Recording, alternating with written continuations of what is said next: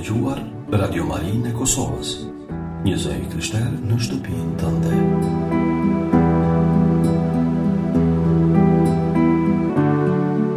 Radio Maria Kosovë, një zë i krishterë në shtëpinë tënde.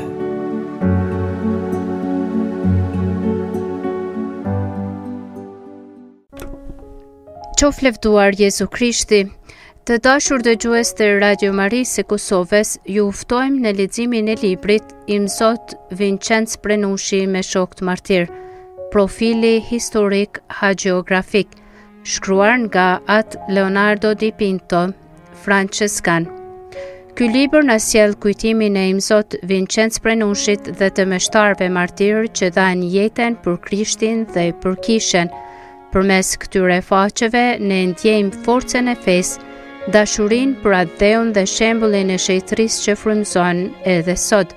Është një ftesë për të mos harruar dhe për të jetuar me guxim e besim fen ton. Për ju lexon motër Irenea Lekaj.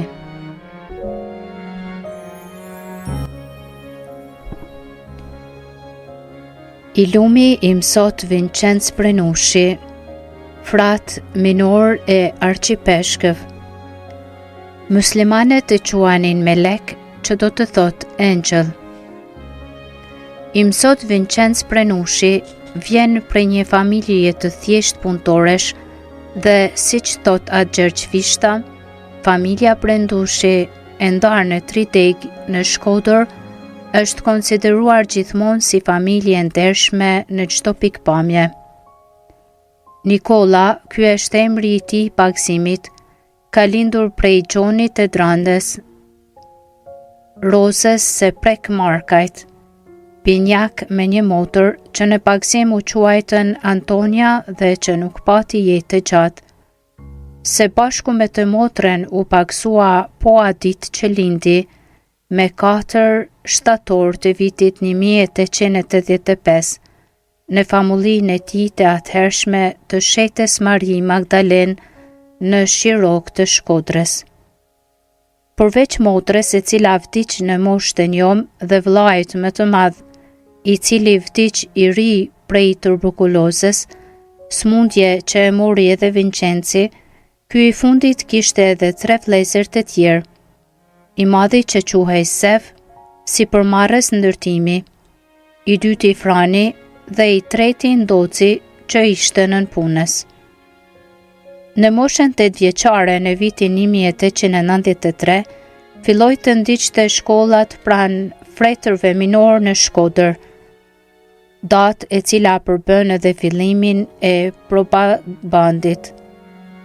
Pasi përfundoi shkollën 7 vjeçare, u pranua në noviciat në kuvendin e Rubikut me 10 tetor të vitit 1900, ku në fund të vitit të noviciatit bëri kushtet e përkohshme me 19 tetor të vitit 1901, dhe prej ku u transferua në kuvendin e Trushanit për të vazhduar studimet.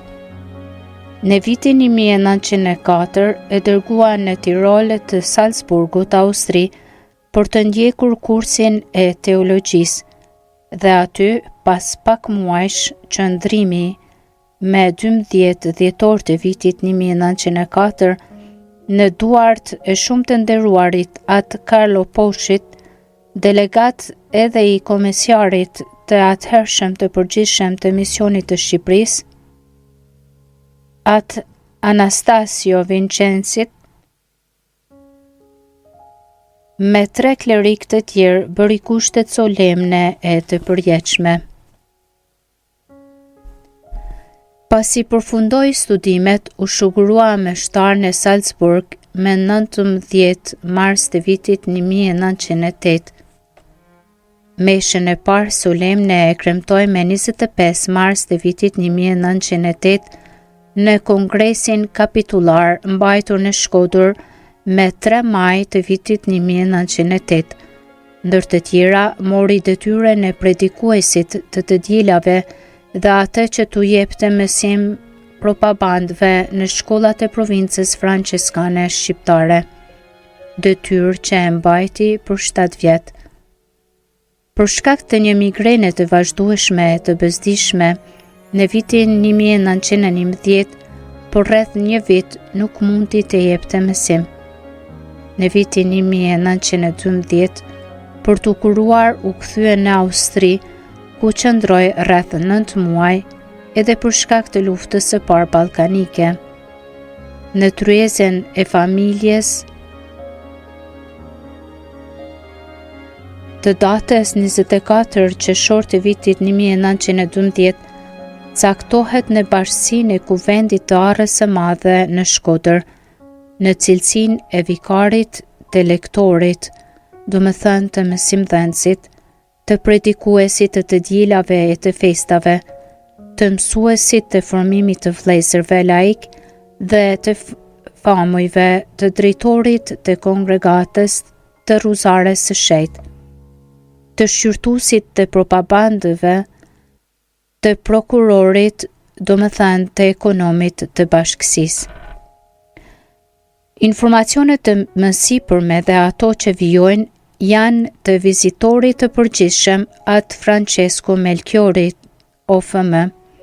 Ky në përfundim të vizitës kanonike, ndër të tjera la të shkruar: "Për të nuk kam dëgjuar veç se fjalë të mira nga të gjithë, duke thënë nuk di të them, veç se mirë e vetë mirë, së është një atë i dashur nga të gjithë, punëtor i mirë, shumë i mirë, të jetë i mirë, i Zoti dhe njëkohësisht i përshpirtshëm, që ka dije e gjithçka, i përsosur, gjithmonë i dashur për të gjithë flasin mirë për të, çmohet prej të gjithëve, edhe prej shekullarëve, se predikon aq mirë e me pëlqen shumë", më tha arqipeshvi i Shkodrës, duke folur për të.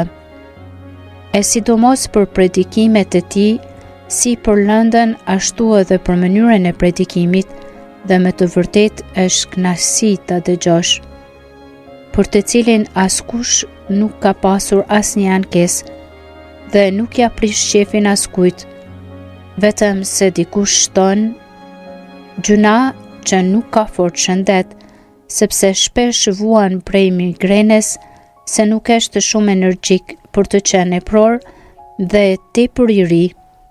Atëherë ishte 34 vjeç, e tepër i mirë, dhe se atë Gjergj Fishta mund të bëjë me të çfarë të dojë.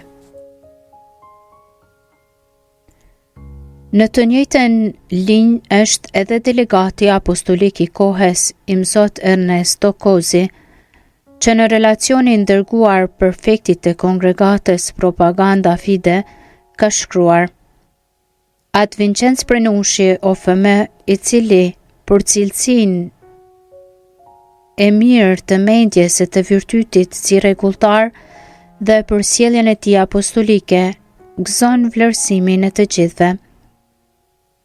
Në kapitullin provincial të datës 5 shkurt të vitit 1920, për herë të parë u zgjodh definitor provincial, duke hyrë kështu plotësisht në drejtimin e provincës, detyrë që do të rikonfirmohet në kapitullin e ardhshëm.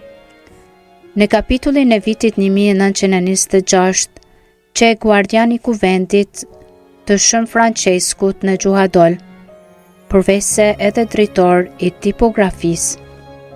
Në kapitullin provincial të datës 22 korrekt të vitit 1929, u zgjodh ministër provincial, detyrë që e mbuloi për 2 mandate deri në kapitullin e datës 6 qershor të vitit 1935, ku për herë të tretë u zgjodh definitor provincial.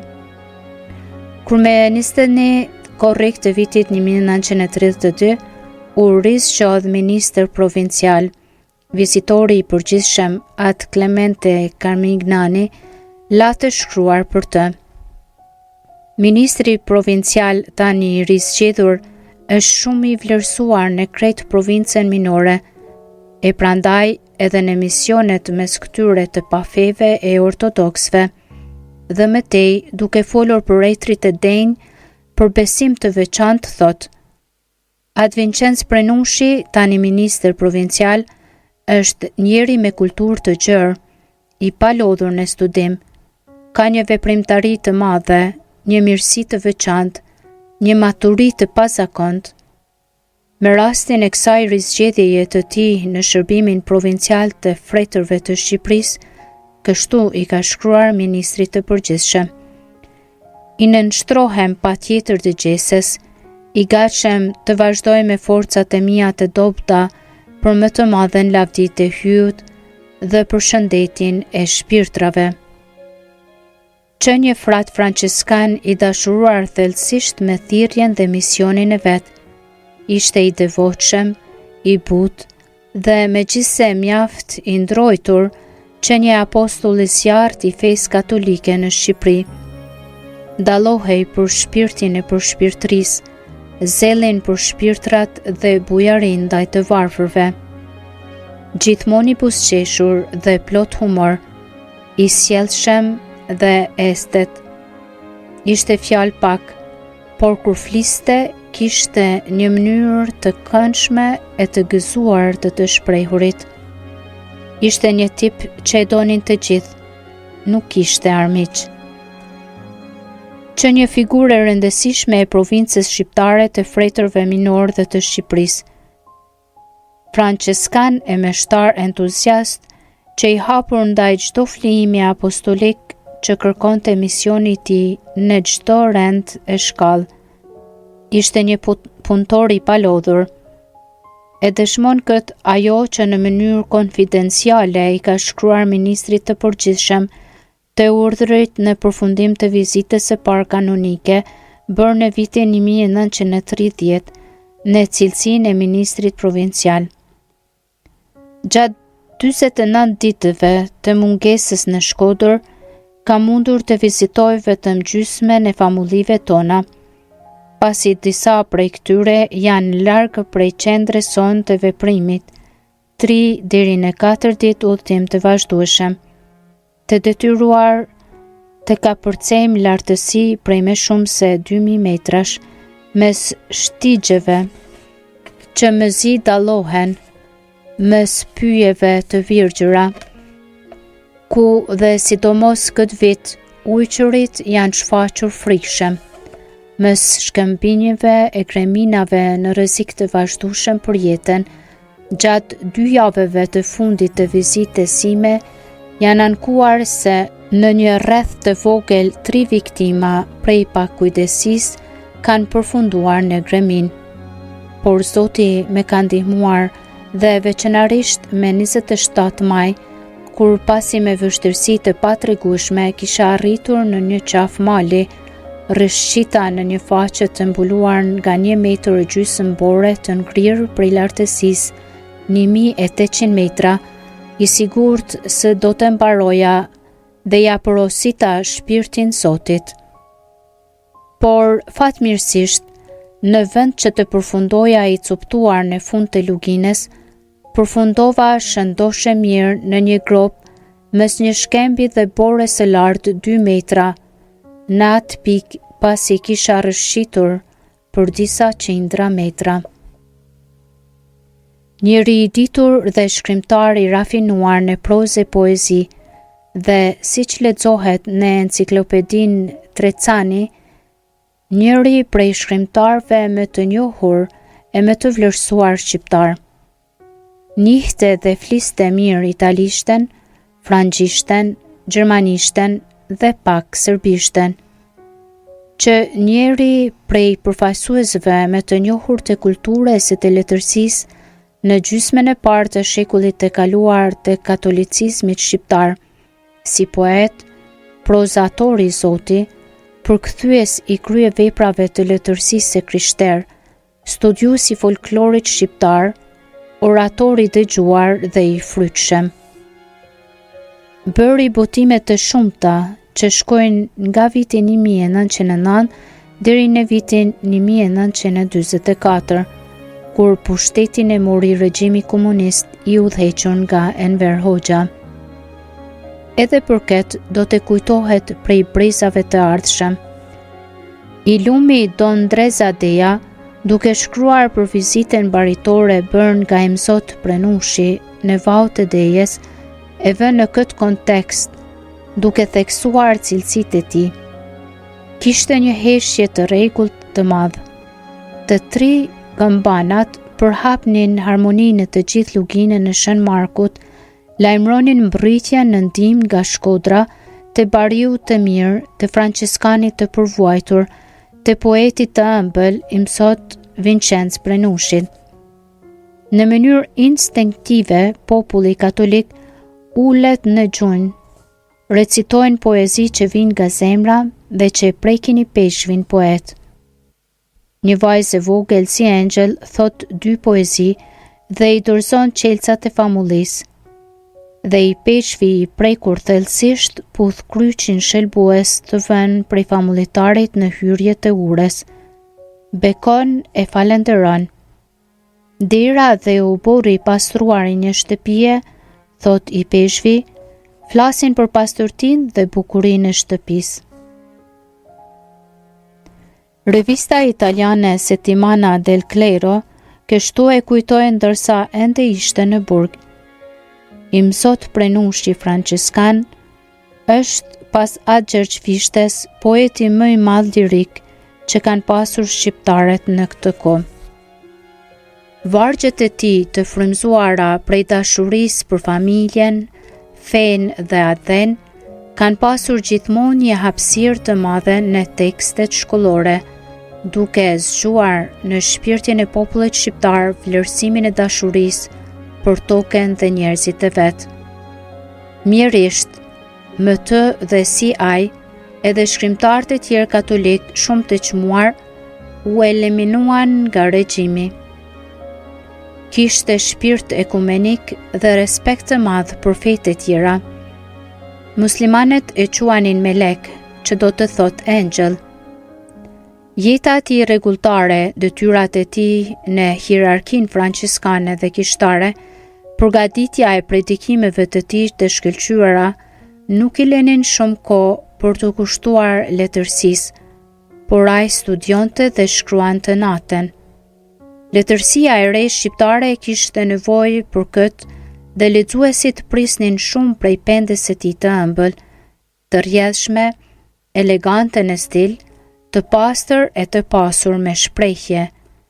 Mjafton të mendojmë se fëmijët dhe pleqt i dinin përmendsh poezitë e tij dhe i kujtonin ende. I frymëzuar prej shpirtit të humanitetit dhe të dashurisë ndaj të afërmit, asnjë prej meshtarëve nuk ka shuar mosmarrveshje e grindje si ai. Ka bindur shumë vetë që të jetonin paqësisht, duke lënë me një anë urrëtitjen e armiqsinë për shkak të gjakmarrjes, me fjalë bindëse plot me urti hyjnore. Për këtë arsye vlerësohet ende me ndërim të madh si nga muslimanet, ashtu edhe nga ortodokset. Zonja Maria Lauroso Bala, që e njohu në Durrës si i peshk që në vitin 1941, me 7 nëntor të vitit 2005, ka dhënë dëshminë që vjen. Nuk është mundur të fshihet nga kujtesa ime figura ëmbël dhe e vërtytshme i mësot Prenushit. Të kishe një takim me të, donte të thonte, të kishe një takim me Jezu Krishtin. Gjithashtu Carlo Grashi, që e njohu vetëm si arqipeshkëv, me 3 nëntor të vitit 2005 ka thënë: respekti që kishin për të ishte si ai për një shenjt. Me personalitetin dhe praninë e tij i insiste të gjithë dhe ngjallte paqe e siguri. Kur fliste për hyn dhe predikonte, ishte rrezatues dhe madhështor. Si ministër provincial që i kuptushem dhe dashamirës me bashkëvëllezërit e tij, cilësi që nga një herë jashtë vllazërisë provinciale, sidomos nga ana e delikatit apostolik i mësot Nigris, do të interpretohet si dobësi. Në fakt ishte i urtë dhe i matur, gjithmonë i gatshëm të shëshon të rrugën për të shmangur me të keqen. Që i palodhur në nxitjen e shkelqimit të kultit të jashtëm dhe të devocionit, sidomos për Eukaristinë e Shenjtë, qendra e jetës dhe martirizimit të tij të gjatë për zemrën e Krishtit, për të lumen Virgjën Mari dhe Shën Antonin e Padovës. E denjë për të kujtuar është letra që arqipeshvi i Durrësit me 27 shkurt të vitit 1943 i dërgon arqipeshvit metropolit të Shkodrës i Mzot Gaspër Thaçit, kur ende në mes të luftës së dytë botërore, Papa Piu XII ja kishte kushtuar krejt botën zojës së bekuar. Kështu ka shkruar: Masaktit aq të madh kry prej Papes Shenjtë të shugurimit të zemrës së papërlyme së zojës, të kishes e mbar njerëzimit, a nuk u duket shkelqësi që erdhë koha që edhe ne, aq në detyrë ndaj gjithmonë Virgjinën, aq të kujtuem e sa bujarisht prej soje, aq në nevojë, sidomos ndër rrethanat e tashme, për mbrojtjen e saj të bashkohemi tokë të shejtërorja e saj për bri kalaje në Shkodër, e aty përvojtrisht, por edhe madhnisht, t'ja shugurojmë marrë Shqipninë tonë kësaj nanës sonë qiellore. Rasa përsi ma mermendja kishte me kenë për në prillin e ardhshëm në të kremten e nënës së Këshillit të Mirë, në të kremten e nënës së shqiptarve. Po pëlqej ky mendim, mundeni me lyp adazionin e ordinarve tjerë, e kështu puna kishte me u kry më së miri, më të kënaqur të gjithë neve e të gjithë natyne që njohin e dëshmojnë që nën të dhimbshme, se që nën bujare, gjeten gjithherë shqiptaret në nënën e Këshillit të Mirë. Po aq interesante dhe treguese e devocionit të tij marian në aspektin doktrinor e baritor është edhe letra që u shkroi të gjithë besimtarëve të vet me 11 shkurt të vitit 1943, në të cilën flet për rëndësinë e për vlerën që kishte për arkidiocezën e tij, e jo vetëm kushtimit zemrës së papërlyr të Marisë në sintoni me udhëzimet e Papes. Gjithmonë ushqej një lidhje të devotshme me Papen e Romës, siç del edhe prej shkrimeve të tij dhe sidomos prej përndjekjes së psuar e prej fundit të tij tragjik. Në mënyrë të veçantë në të shkelqeu bujaria ndaj të varfërve, që ai i konsideronte dhe i donte si vëllezër të Jezusit. Nuk ishte as koprac, as nuk i dëshironte gjëra toksore, por ishte vetëm një rujtar i mirë i tyre. Gëzohej kur mund t'u lehtësonte vuajtjet të varfërve, ose kur mund t'i ndihmonte misionaret që punonin të shpërndar në përmale e të kujdesej për nevojat e tyre. Për vlerësimin që gëzonte në moshën 34 vjeçare në vitin 1919, me votë të njëseshme, populli e zgjodhi senator, edhe pse nuk vuri kur këmbën në parlament. Atëherë ishte zakon që mështarët diocezianë rregulltar të hynin në politik me lista e kandidat të vetët për të përfaqësuar katoliket. Edhe në vitin 1921 ishte dëshiruar si kandidat në listën katolike për zgjedhjet e atij viti. Prej shoqatës zgjedhore për mbrojtjen e të drejtave kombëtare në zgjedhjen e deputetëve për prefekturën e Shkodrës. Por atë Vincenc Prenushi nuk pranoi dhe bëri mirë, sepse që një votim i trazuar me shumë kundërshtime. Nëpërmjet shkrimeve dhe gjatë gjithë jetës së vet, i Mzot Prenushi, si katolik i bindur dhe aktiv, kishte shfaqur dhe nxitur një lidhje të fortë me atë dheun shqiptar.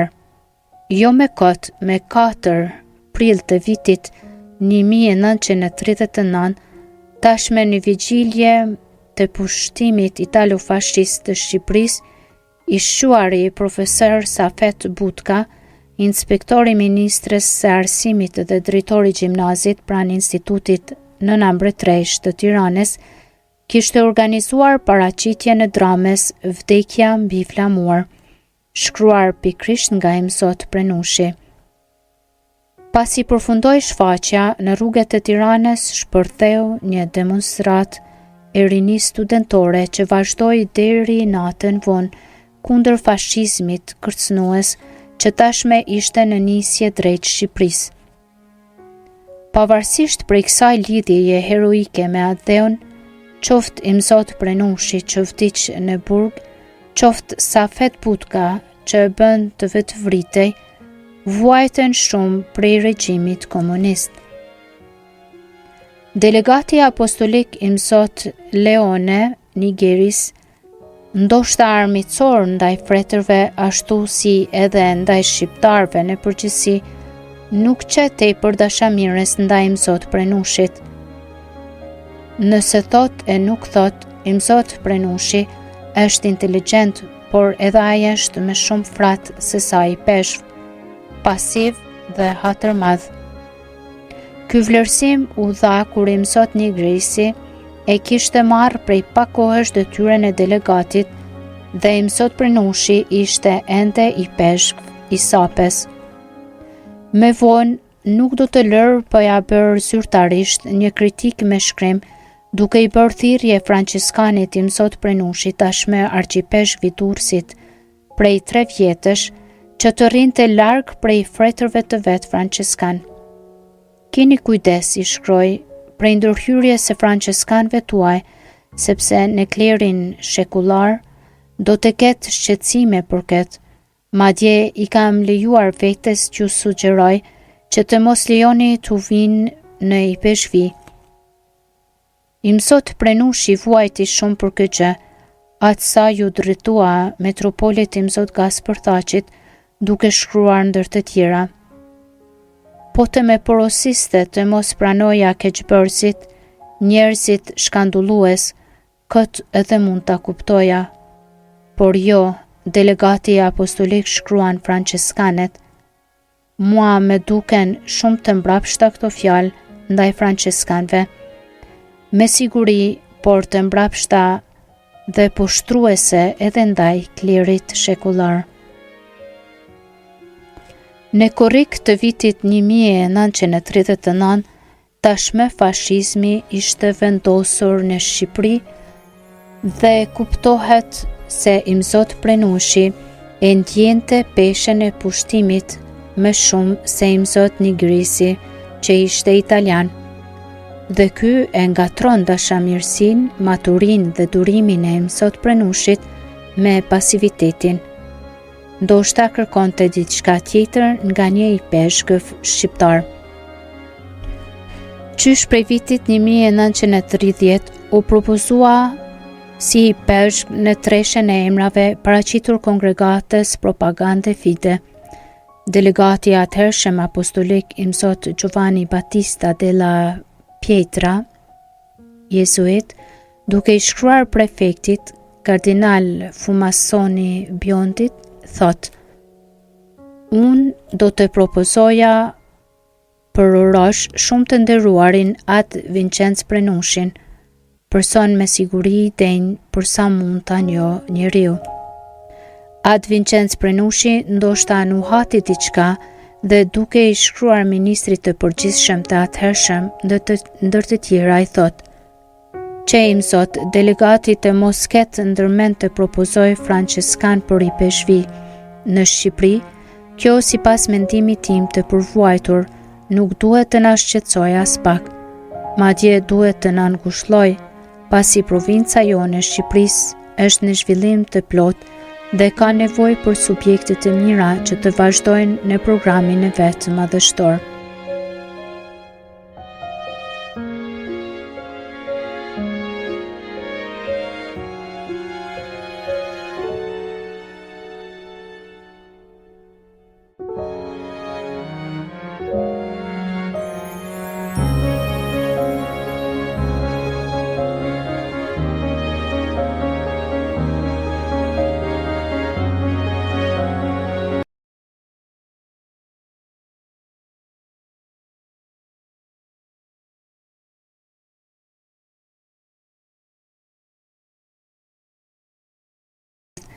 që admiruan për karakterin e tij të përvuajtur.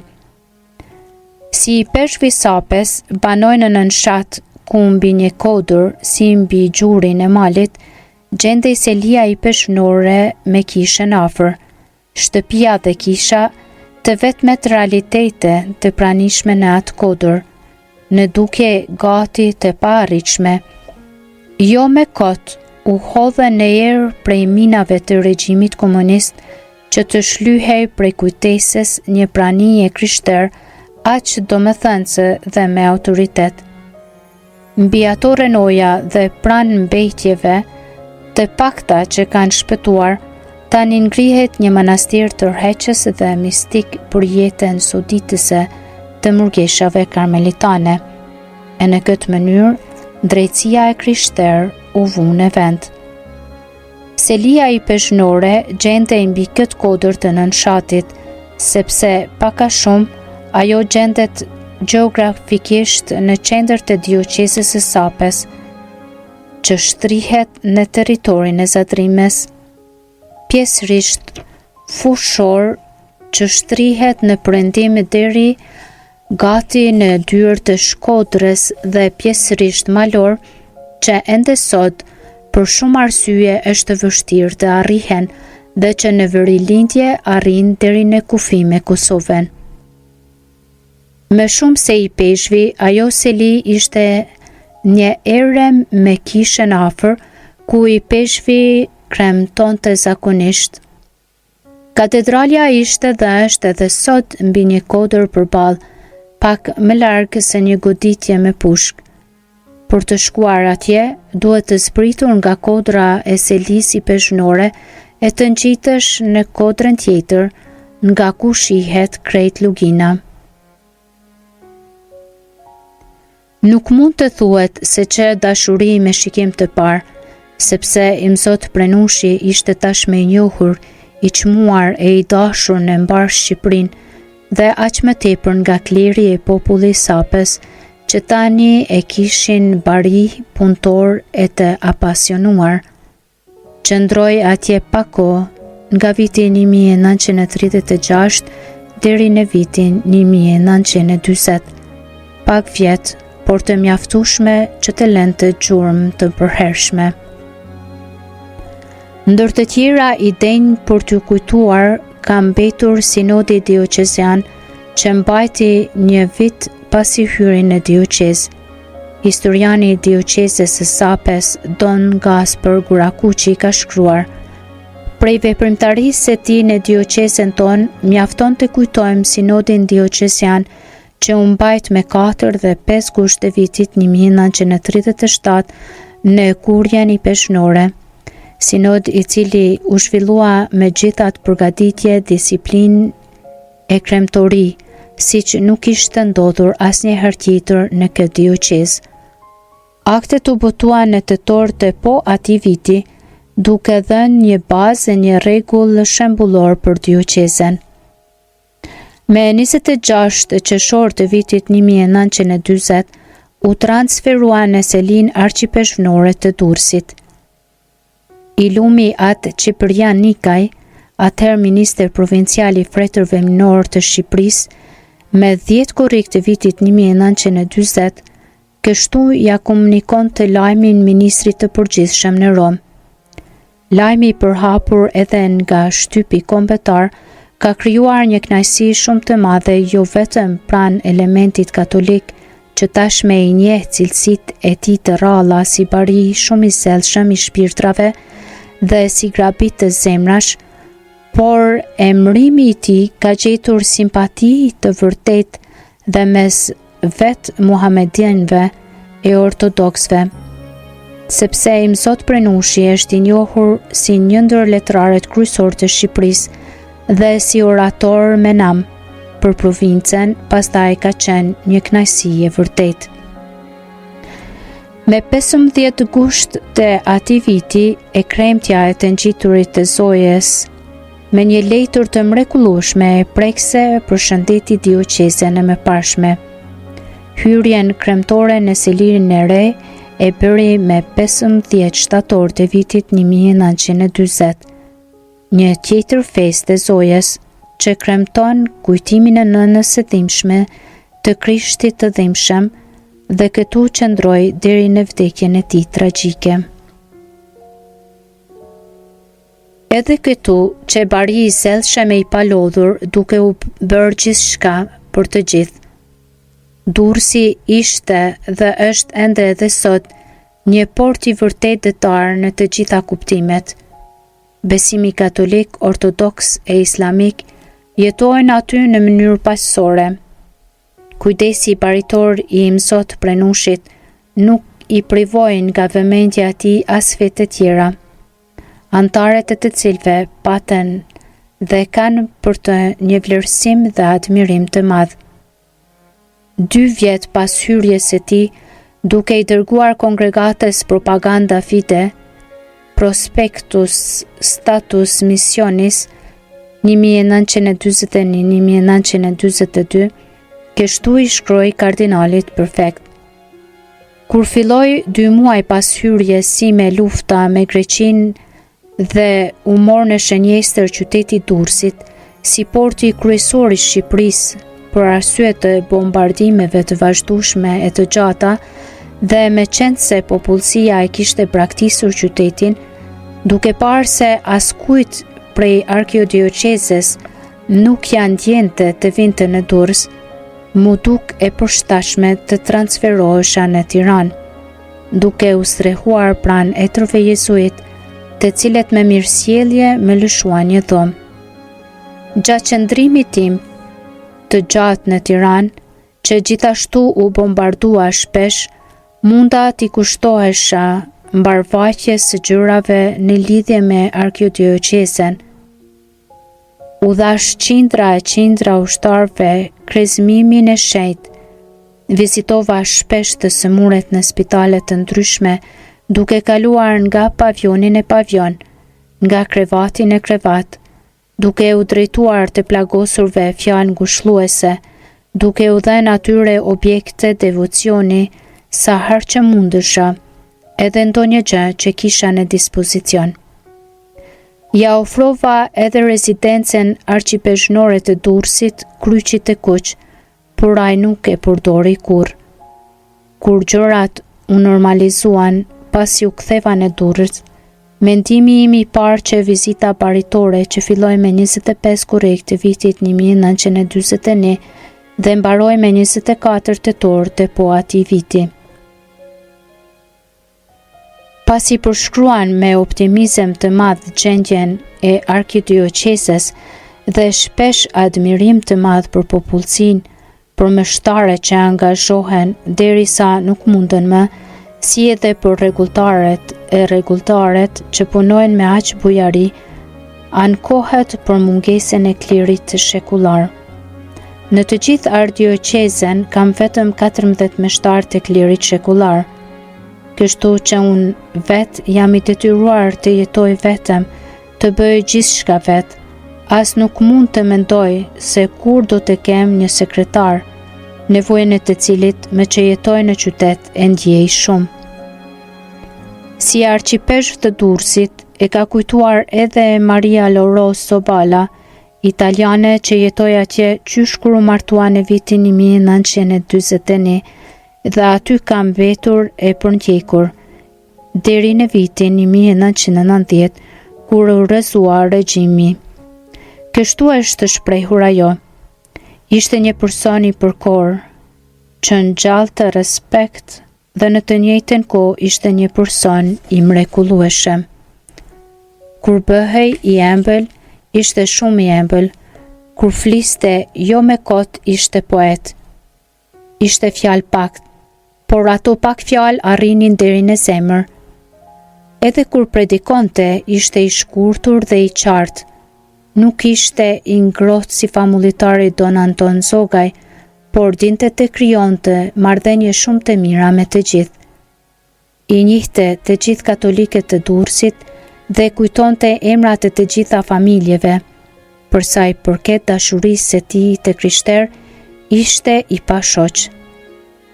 Nëse marrëdhënia e tij me Zotin ishte një marrëdhënie dashurie e shërbimi, E njëjtë ishte edhe marrëdhënia e tij me të gjithë, sidomos me nevojtarët, katolik e jo katolik. Ishte atë dhe bari të gjithëve.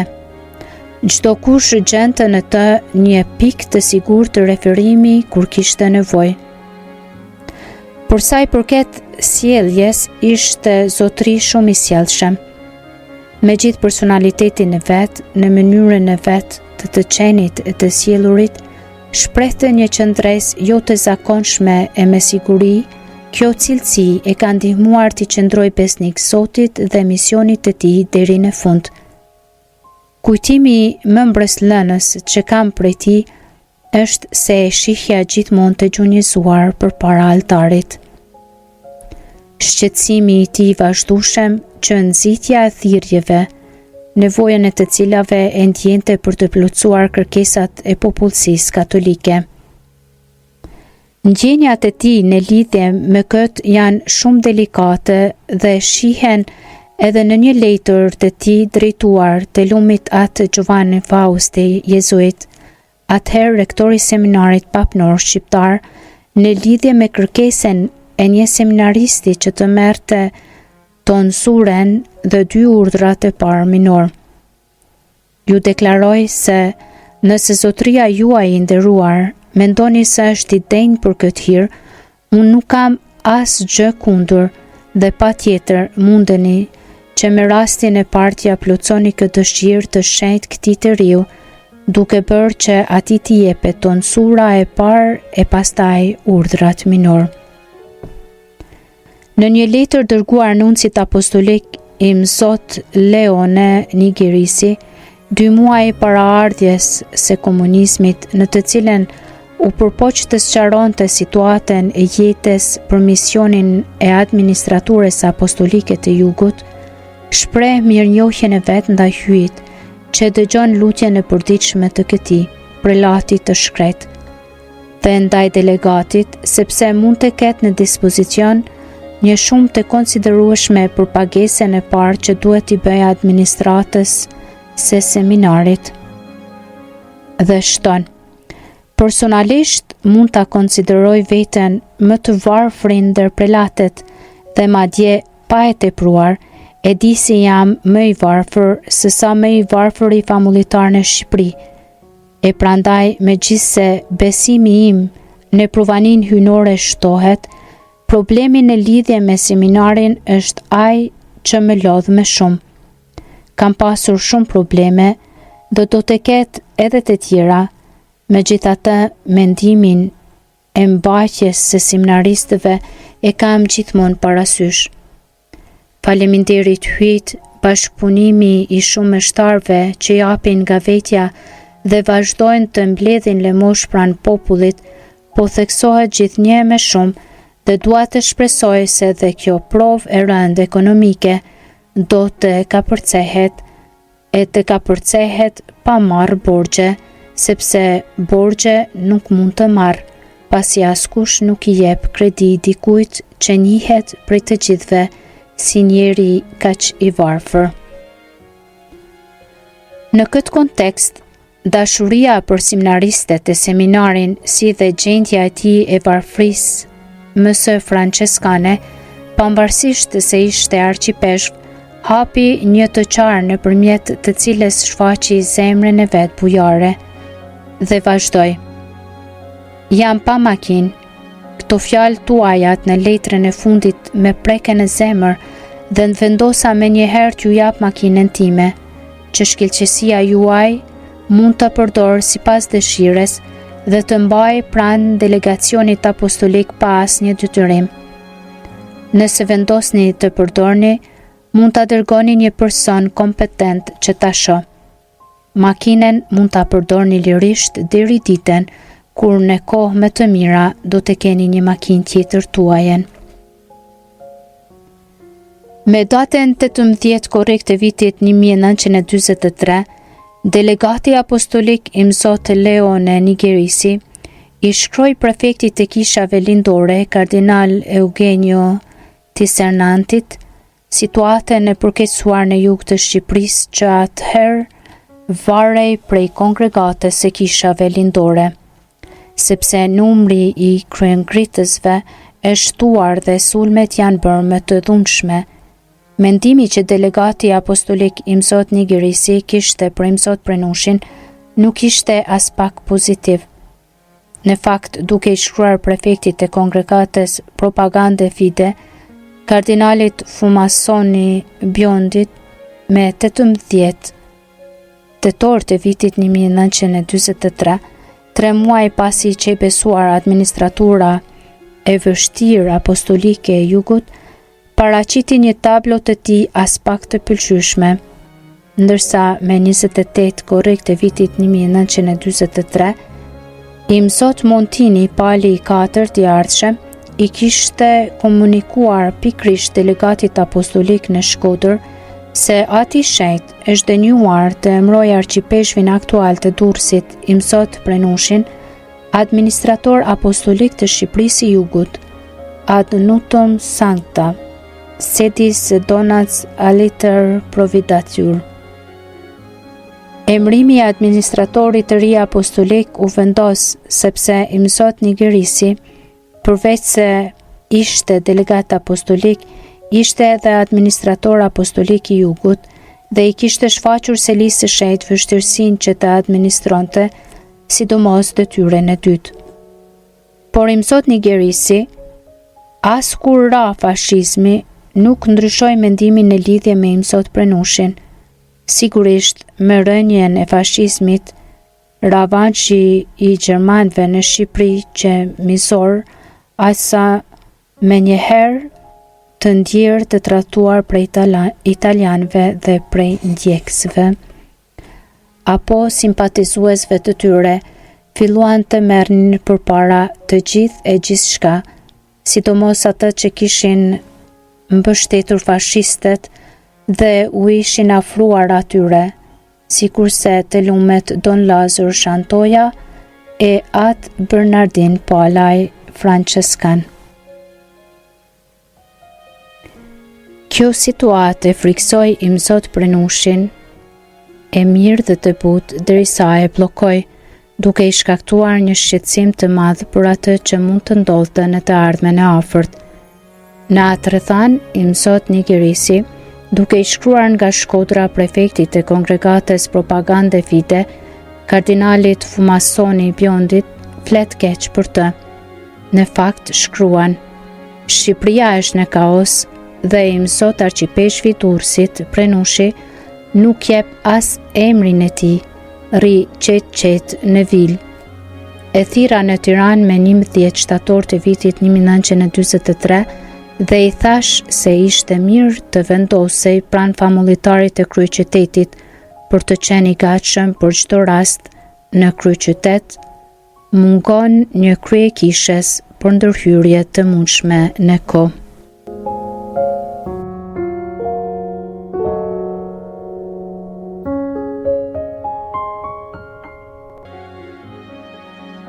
I mësot Vincenz Prenushi, si njëri me fe të thellë dhe me kulturë të gjerë, me siguri e parantjente se cila mund të ishte e ardhmja e Shqipërisë dhe cili do të ishte fati i kishes vendore. Historia e Meksikës dhe Spanjës, e jo vetëm, ishte para syve të gjithëve dhe tharmet e lindura në Shqipëri nuk ishin larg prej orientimeve që kishin shkaktuar këto përndjekje në radhë të parë kundër kishes katolike. Në fakt, kur u vendos regjimi komunist, ai tha: prej shiut në breshër. I mësot Prenushi nuk ishte përzirë në politikë, sigurisht nuk qe kur dakord me ideologjinë komuniste që Enver Hoxha po vendoste dhe vendosi duke nisur nga data 28 nëntor të vitit 1944. Gjendja shpirtërore që jetonte i mësot Prenushi në atë periudhë në vazhdim, i që referuar papes më shumë pak fjalë nga lumi Don Shqefen Kurti. Ishte i mërzitur me siguri për shkak të pakënaqësive të vazhdueshme dhe prej shqetësimeve të shumta. Ai njihte mirë parimet ideologjike, doktrinore e praktike në të cilat mbështetej regjimi komunist e që ishin të kundërta me parimet e krishtera. Në lidhje me këtë, Maria Lauroso Bala ka thënë: kur flitej për komunistët dhe për gjërat që bënin ata, na thoshte ne besimtarve: mos u aveni veshin, sepse ato janë doktrina të rreme që këtu nuk zën vend, edhe sepse këtu jemi tri fe. Janë marrëzi ato që bëjnë. Ndoshta e thoshte këtë për të na zhdramatizuar situatën, por idetë e tij ishin të qarta në lidhje me rrezikun e ideologjisë komuniste. Në vitin 1947, me siguri pas arrestimit të tij, atë Delosi, këshilltar kanonik i ambasadës së Francës, dha dëshminë që vjen, e cila vën në dukje shpirtin bamirës të Imzot Prenushit. Imzot Prenushi erdhi për kremtimin e pashkës në Durrës. Mbeti i befasuar prej bujarisë së besimtarve atë ditë. Duhet pasur parasysh se ishte koha e regjimit. Shumat e mbledhura mund t'i shërbenin për të ndihmuar disa motra në Vlorë që ishin kërcënuar se do t'i dëbonin prej Shqipërisë dhe shtëpisë së tyre të thjeshtë ku ishin strehuar dhe t'u apaguante qërana tyre. Por disa ditë më vonë edhe atë e arrestuan. Siç dihet, gjithçka filloi në pranverën e vitit 1945, kur Imzot Prenushi u thirr në selinë e Komitetit Qendror të Qeverisë së bashku me arqipeshvin e Shkodrës Imzot Gaspër Thaqin. Të dyve u propozoi që ta bënin kishën katolike kishë kombëtare, domethënë të ndarë prej Vatikanit. Si shkëmbim premtohej një qëndrim paqësuar e ndihma materiale për mbajtjen e institucioneve fetare. Pas refuzimit me guxim vijuan arrestimit, torturat dhe vdekja që nuk u mor vesh kurrë se si ndodhi, e Imzot Gaspër Thaqit dhe vdekja në burg e Imzot Prenushit. Imzot Prenushi ishte i vetëdijshëm se edhe ai, si çdo klerik tjetër, i konsideruar nga regjimi si sabotator, agent dhe spion i Vatikanit, ishte minimumi që mund t'i atribohej një kleriku. Herët avon, edhe nëse nuk ishte bërë asgjë të keqe, do të arrestohej, sepse ishte i peshkv dhe në shërbim të plot të fesë. Në fakt, ishin arrestuar tashmë i lumi Imzot Franogjini me 15 nëntor të vitit 1946 e shumë shtar dhe ishin vrarë ndër të tjerë të lumet Don Lazar Shantoja me 5 mars të vitit 1945, Don Dreza Deja me 25 mars të vitit 1945, Ad John Shlaku Francescan, Ad Daniel Dajani Jezuit, Ad Giovanni Fausti Jezuit, seminaristi Mark Quni, të rit laik Gjelosh Lulashi, Qërim Sadiku, me 4 mars të vitit 1946, Don Alfons Tracki, me 10 korrik të vitit 1946, Iriu Fran Miraka, në shtator të vitit 1946, Don Josef Markseni, me 17 nëntor të vitit 1946, At Bernardin Palaj Francescan, me 2 dhjetor të vitit 1946, Don Luigi Prendushi, me 20 janar të vitit 1947, Dom Ded Maqaj, me 28 mars të vitit 1947, e At Serafin Koda Francescan, me 11 maj të vitit 1947. Tashmë martiologu katolik shqiptar po mbushej dita ditës, pa e ditur se deri kur e deri në sa. Pavarësisht prej këtij qëndrimi të vendosur mospranimi për të shkëputur nga Vatikani dhe prej largimit nga Shqipëria të delegatit apostolik, dukej se jeta mund të rrithte e qetë.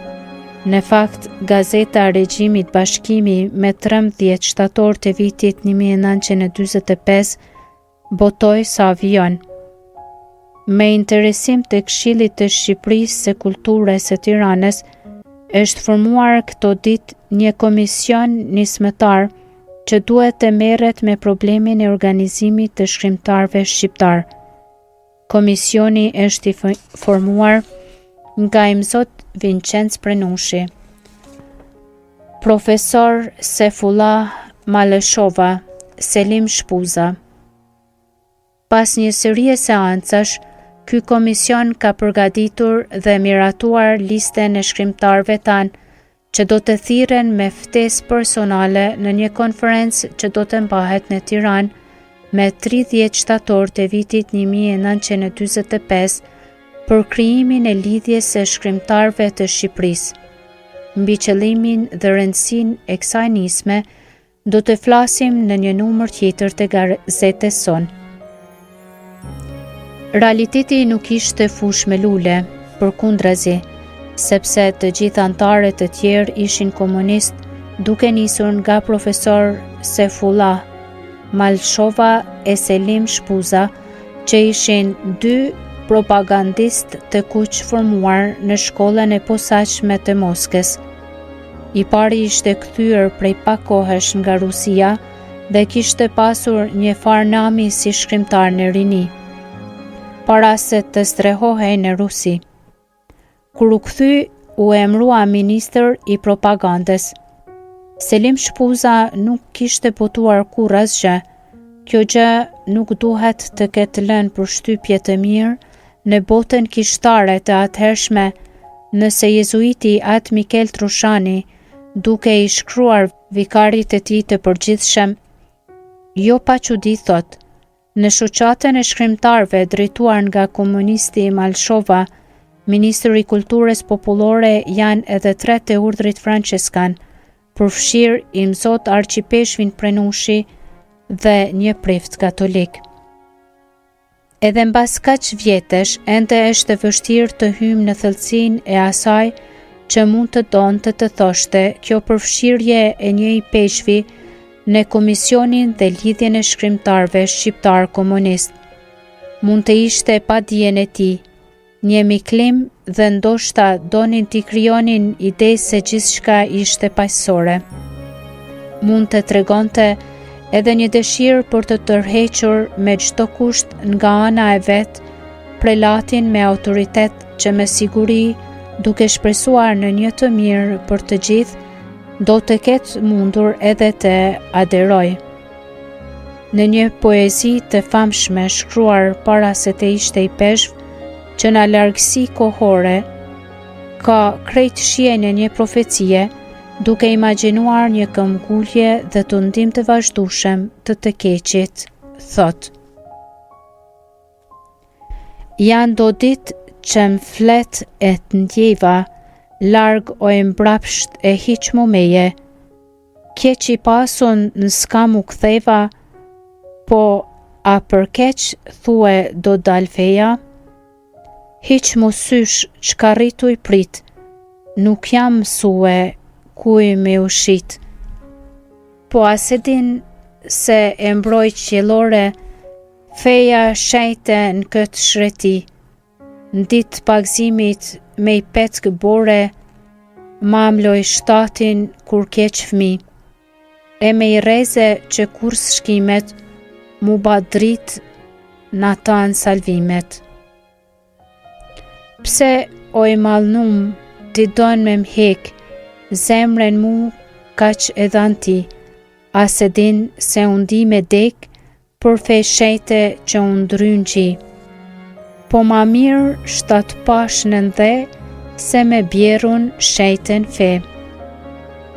Dola në shekull, pa gjatemen, feja shejte krahët mi shtrini, e qatë dit që më vun i emen, gjithkund feja mi tokë më prini.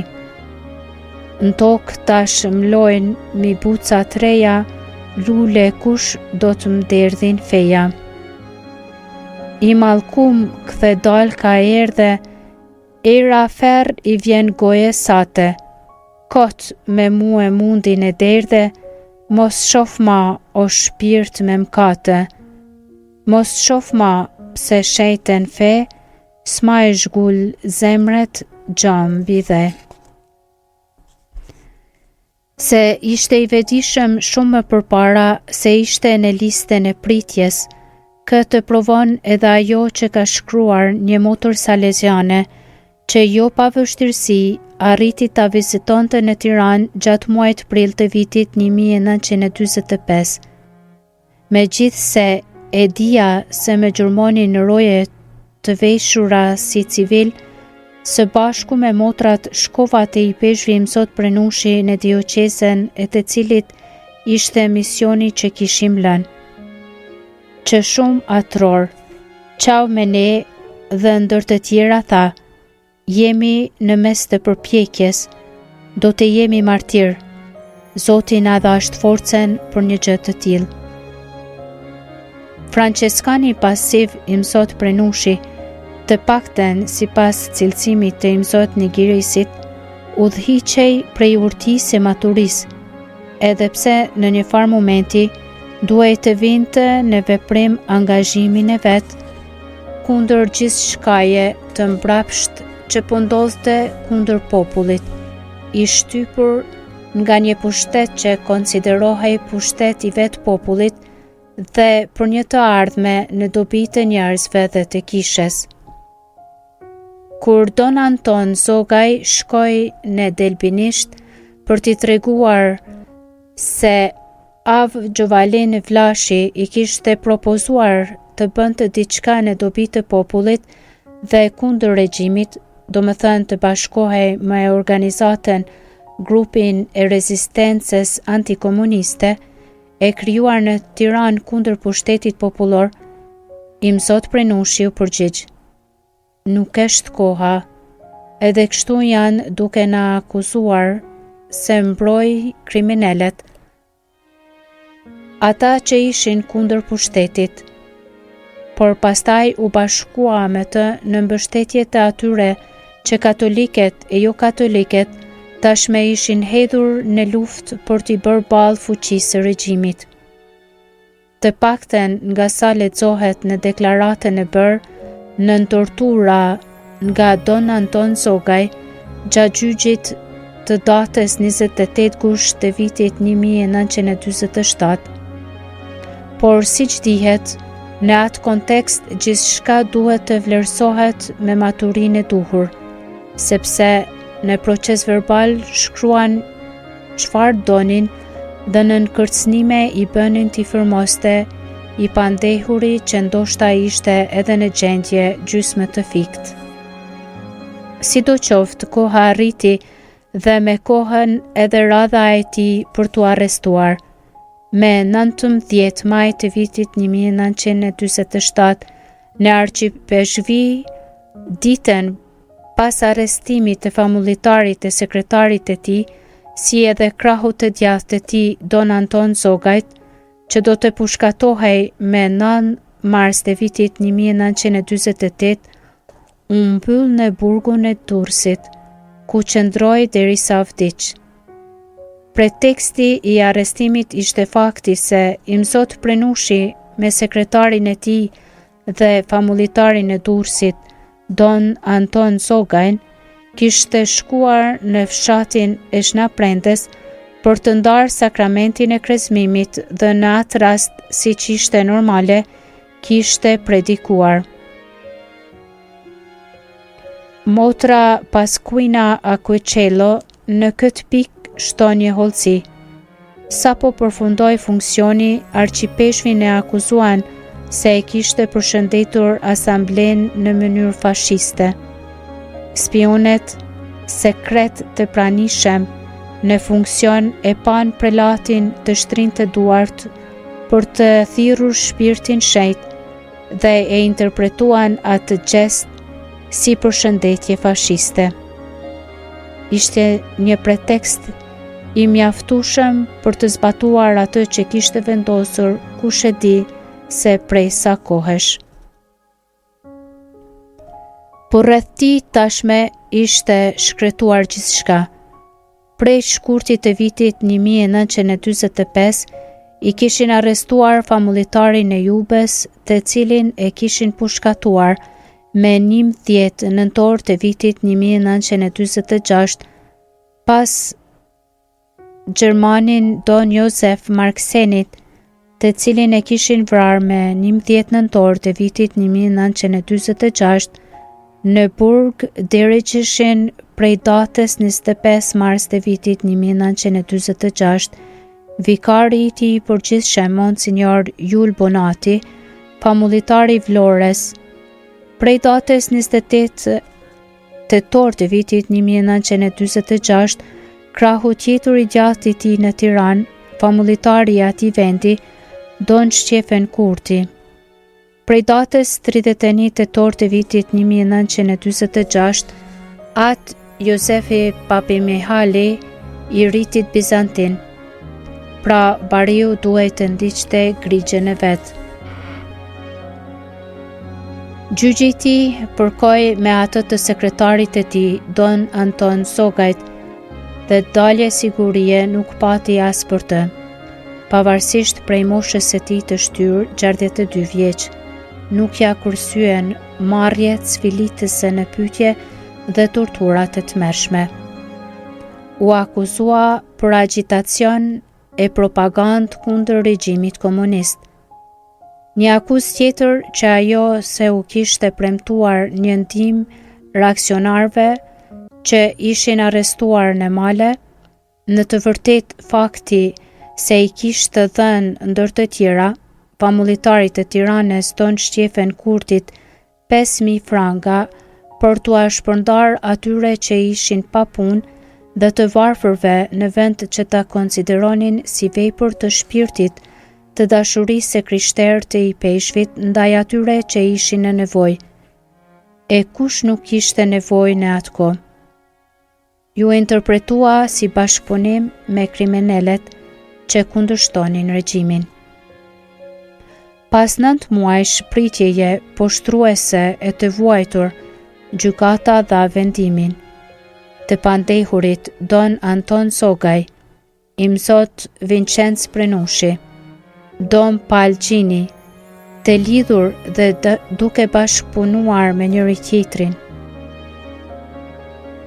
kanë marrë pjesë në organizatën tradhtare teknike intelektuale, grup i rezistencës antikomuniste, por rrethin e Durrësit dhe të udhëhequr nga tradhtari Gjovalin Vlashi, e kanë propaganduar atë mes katolikëve me qëllim që të hedhin poshtë me forcë pushtetin popullor. Të pandehurit e lartë përmendur kanë pasur lidhje me kriminalet dhe kanë pasur marrëdhënie me Partinë Demokristiane Italiane. Vendoset se janë fajtor të pandehurit si vijon. Don Anton Sogaj me vdekje, Imzot Vincenz Prenushi me 20 vjet heqje lirie, Don Palgjini me 5 vjet heqje lirie. Por të tre të pandehurit humbja e të drejtave civile e politike. Por 3 vjet dëshmimi fillon nga data e arrestimit Durrës 24 dhjetor të vitit 1947, vendimi numër 712. Kryetar major John Banushi, antar major Zbule Qireaku, antar kapiteni Ramo Hito.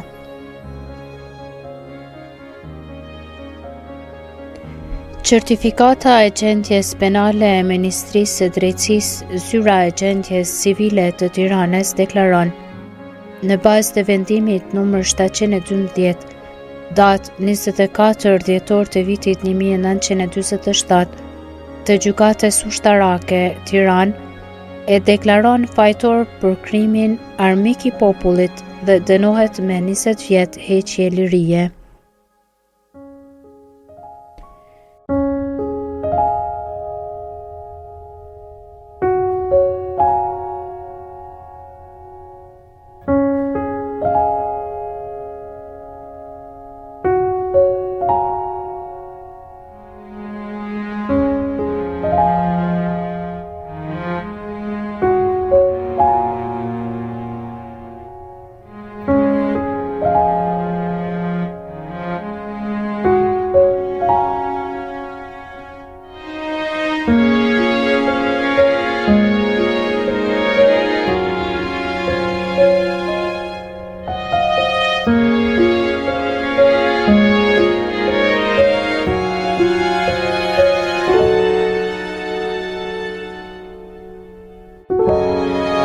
Imzot Prenushi, pavarësisht se e njihte sistemin diktatorial komunist që nuk pranonte vërejtje apo kundërshtime, pati guximin të paraqiste me shkrim një përgjigje të shqilluar për secilën akuzë që i ishte bërë, për të cilat ishte dënuar me një dëshkim të tillë. Kam nderin, shkrojai, të paraqes Savion në lidhje me gjyqin kundër meje përpara gjykatës ushtarake të rrethit të Tiranës.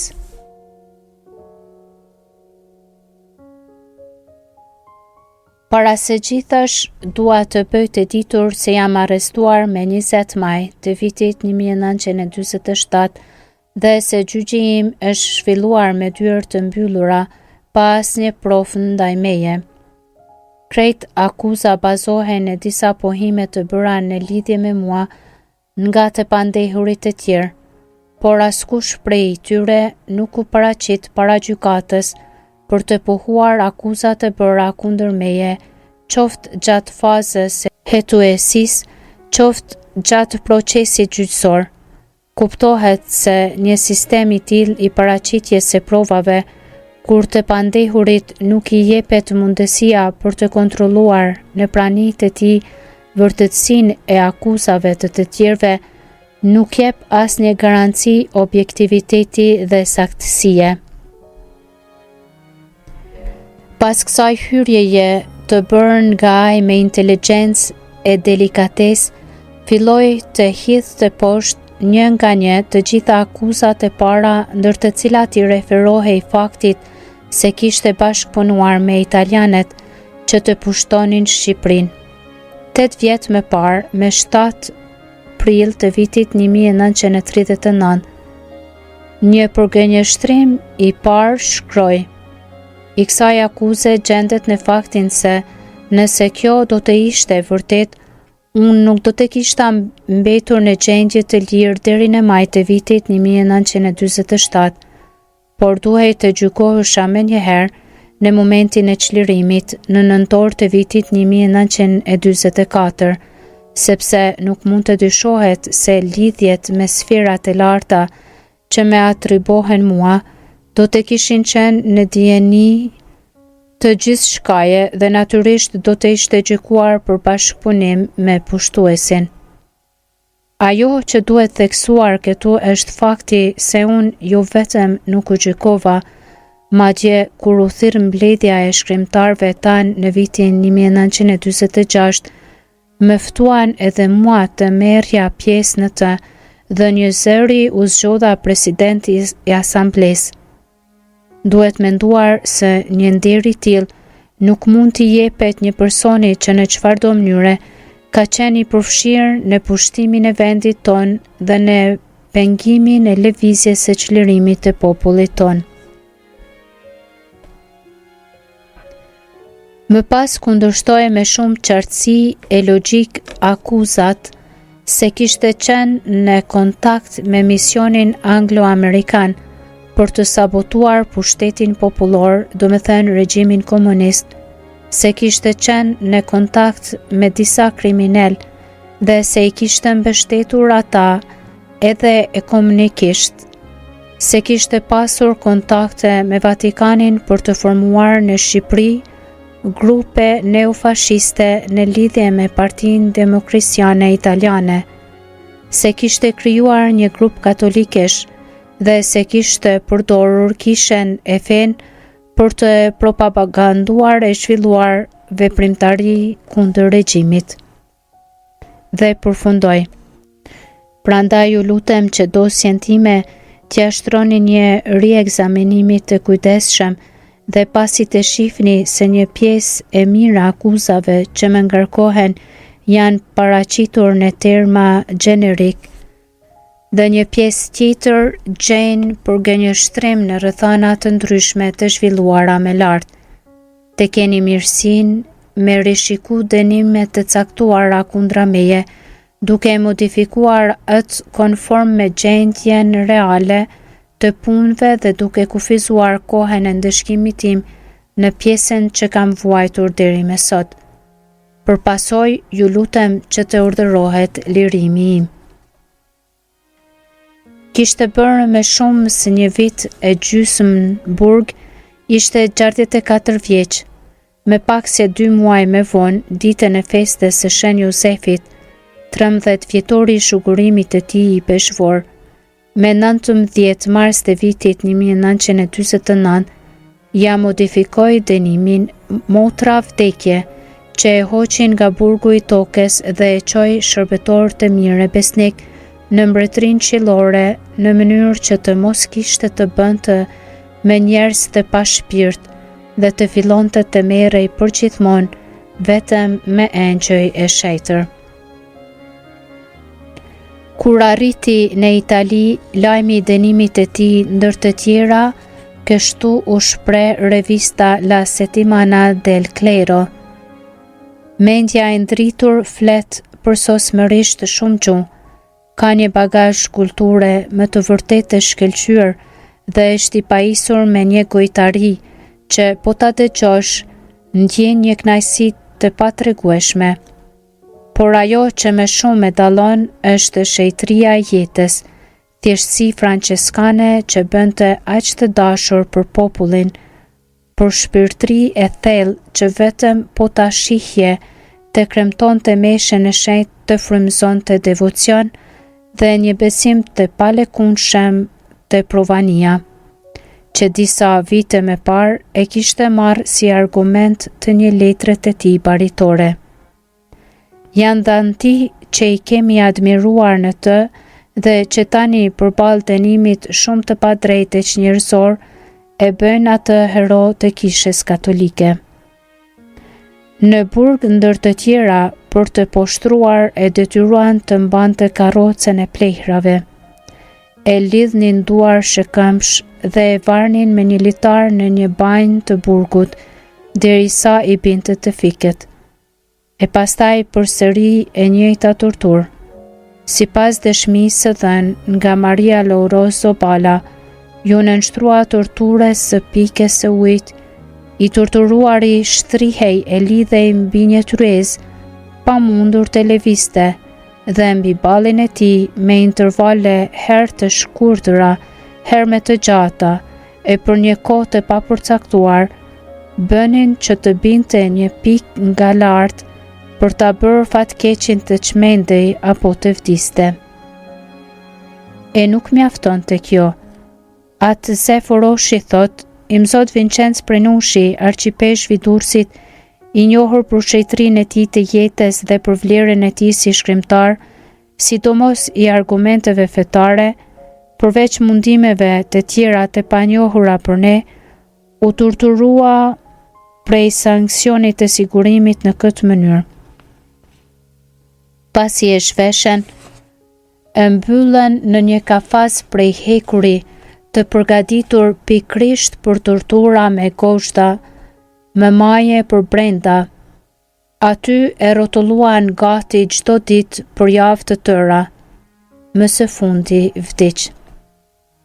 Forca e tij e frymzuar prej fesë, krenaria e tij në tortura, jeta e tij si bari e jetuar denjësisht, edhe në oret më të vështira, ndriçojnë figurën e tij prej franciskani.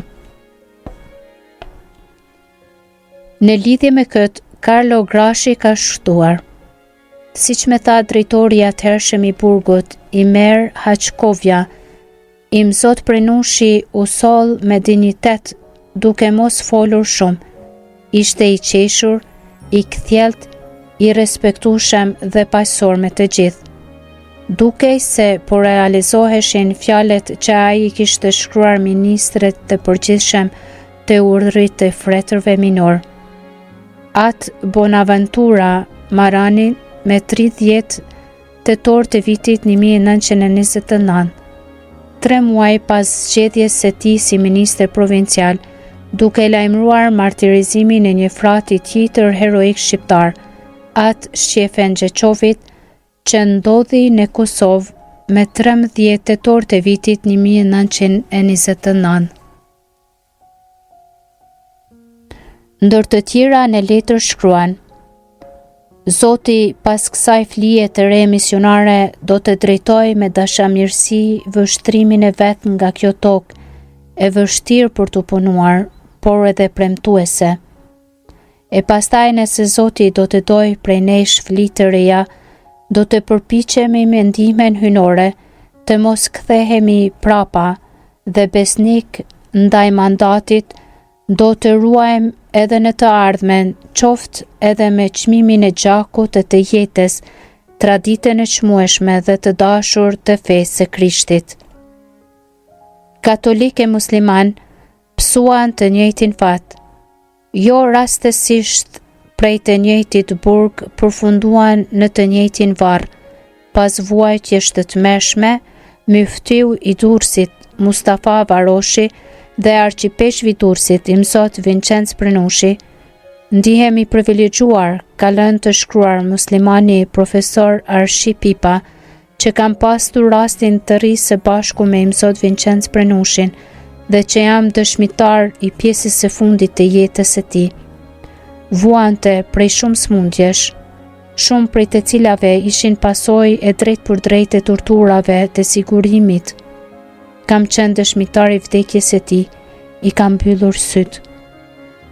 Në vitin 1928, Ad Vincenc Prenushi, si guardian, domethënë epror, kishte shkuar në Gjermani për të mbledhur fonde për ndërtimin e kambanares së kishës së kuvendit të Gjuadolit në Shkodër. Dhe atje njohu të stigmatizuaren e famshme Teresa Newman të Konnersreuthit, që i kishte parathënë: do të jesh i peshkv dhe sapo të mbushesh të 30 vjet të episkopatit tënd, do të vdesesh martir i fesë.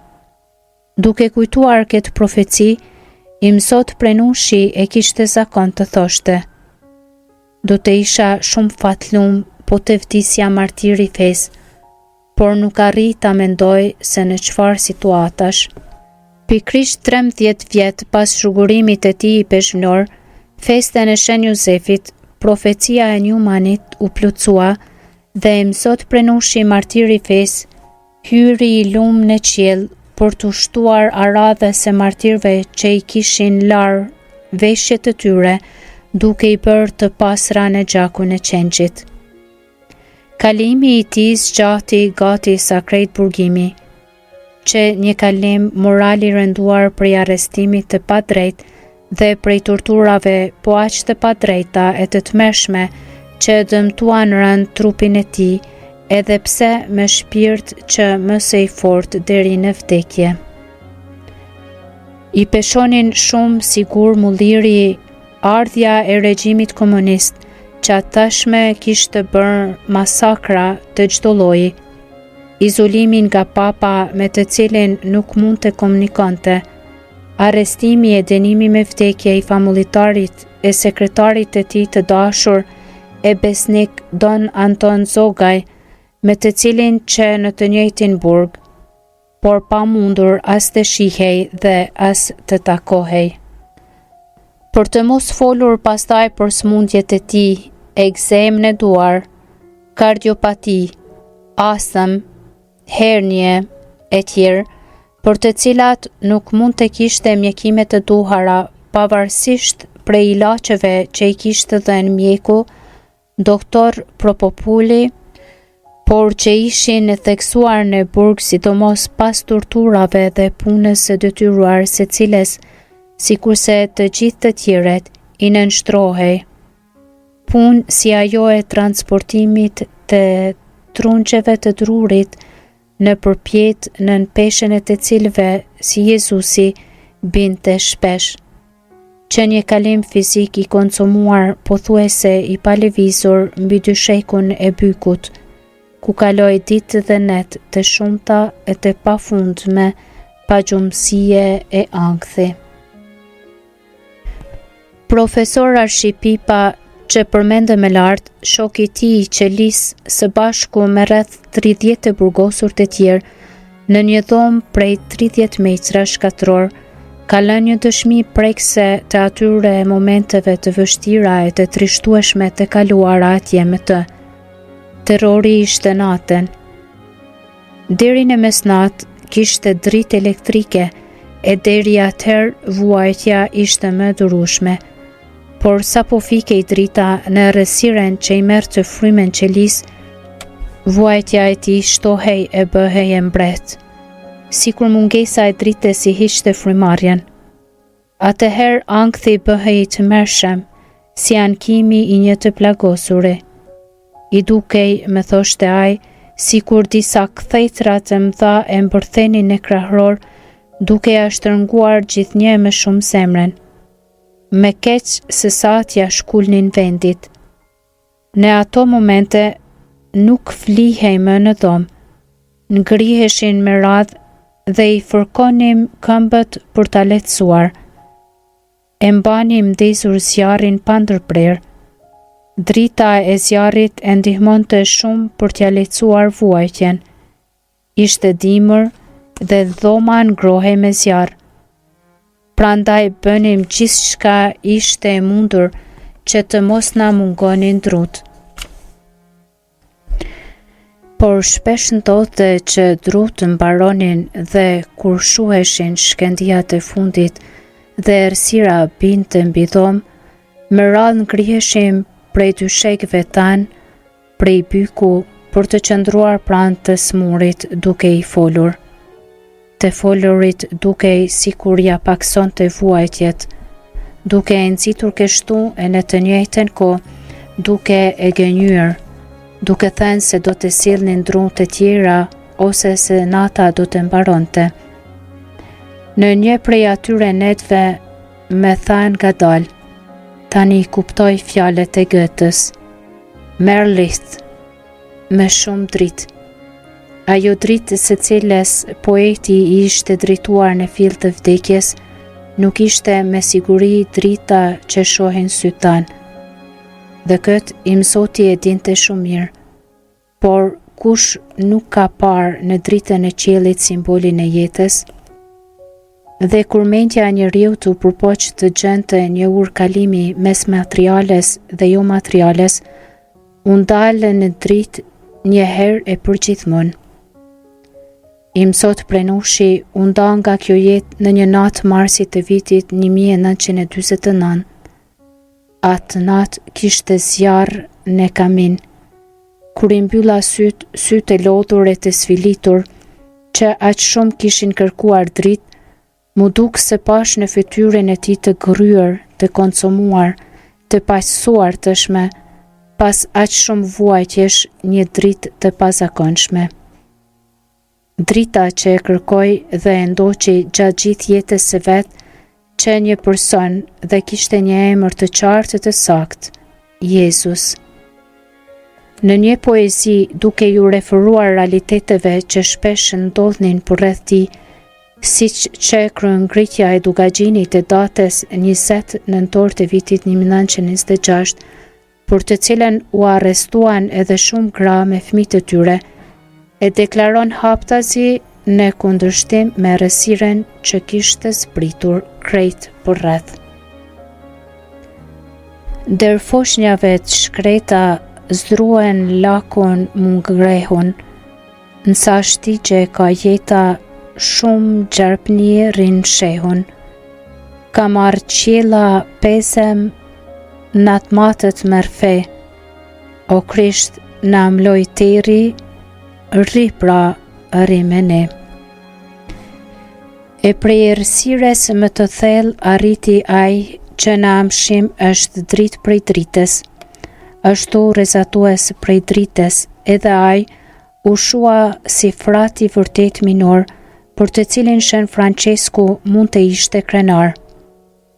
Vet atë Vincenzi, në momentin e zgjedhjes së tij si i peshv, siç është thënë më lart, i kishte bërë këtë premtim pasardhësit të tij Shën Franceskut.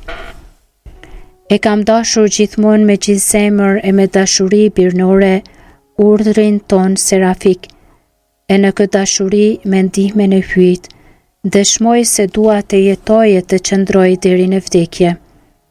Dhe kështu ndodhi, vdiq i varfër dhe i poshtruar në varfrin më të pistë të burgut, martir i kësaj dashurie të jetuar në mënyrë serafike e bujare, dhe të dhuruar Krishtit të varfër e të kryqëzuar, kishes dhe popullit të tij shqiptar.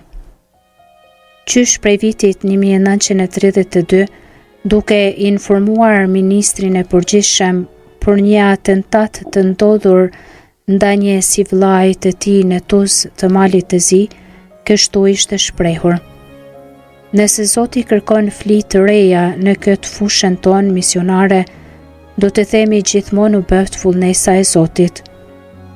Kur zemra e tij e munduar dhe coptuar rreshti së rrahuri dhe sytë e tij u shuan, ra nata mbi tokë, aty ku kishte kaluar duke bërë mirë, por drita, ajo e vërteta, mbeti. Të vjen të thuash dhe u bë mbrëmje mëngjes. Dita e parë e lavdisë së tij rezatuese në qiell në mes të ditës që nuk përëndon. Pas lajmit për fundin e tij tragjik që ndodhi në infirmerinë e burgut, e cila në atë kohë gjendej në katin përdes të një ndërtese bashkëngjitur me spitalin e Durrësit, që e përgjithshme bindja se kishte vdekur një i peshk vishet dhe një martir i vërtet i fesë. Edhe arqipeshvi Shkodrës i Mzot Frano Ilia, që e kishte njohur, frekuentuar e çmuar në vitin 1994, pasi ju kërkua vlerësimi mbi fundin tragjik të Mzot Prenushit, nuk nguronte ta quante martiri i fesë. Trupi i tij nga infirmeria e burgut ku kishte vdekur u mor nga Don Marian Harta, pamullitar i ri i Durrësit, dhe u varros në katedrale në varrin e peshvive para altarit të madh, ku ka qëndruar deri në vitin 1970. Atë vit katedralja e sekuestruar dhe e profanuar u shndrua në teatër kukullash.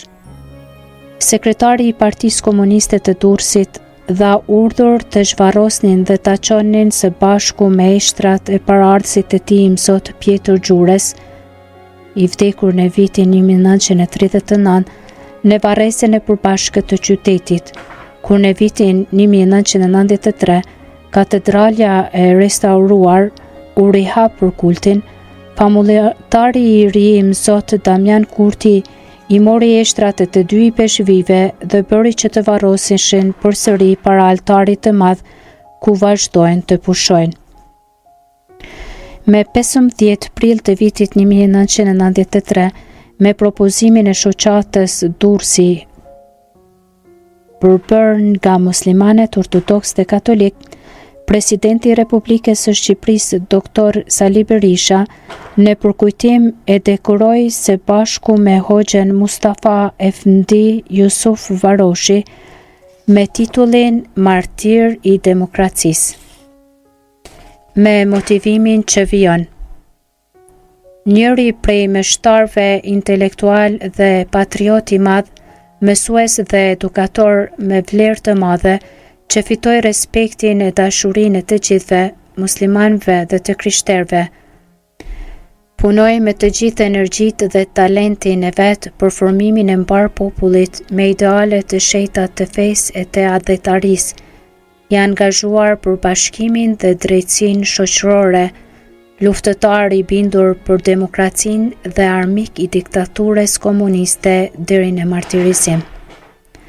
Gjithashtu, shkolla e themeluar dhe drejtuar nga motrat benediktine të provincës hyjnore që veprojnë në Durrës qysh prej vitit 17 qershor 1993 ju kushtua këtij emri i mësot Vincenz Prenushit.